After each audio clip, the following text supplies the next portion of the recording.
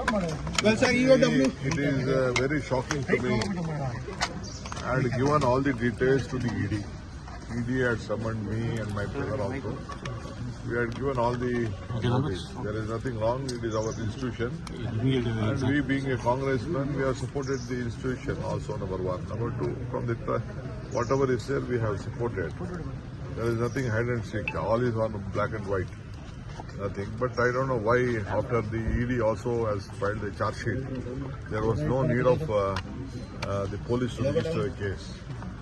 So we will take up this case. We will fight in the court of law.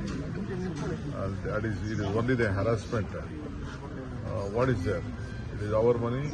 We can give to anyone whom we like when we pay taxes. There is nothing involved. Already the PMLA case is over. Already they have filed the charge sheet. Then what more they can do it? They're just to harass Sonia Gandhi, Rahul Gandhi and all the supporters. They are trying to create confusion. Will you be appearing on 19th December? It was a surprise to me. Yesterday I got a notice. I just studied it. Still I will have to reply to it again. Mr. Suresh also. He had also donated some money to that at point of time. Being a parliament member. So it has happened.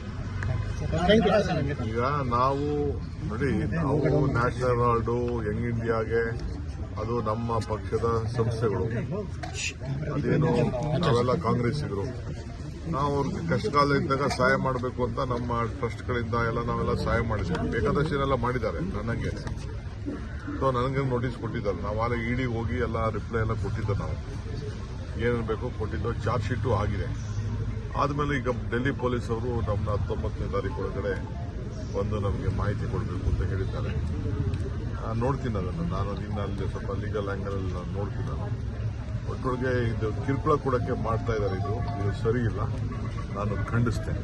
Thank you sir.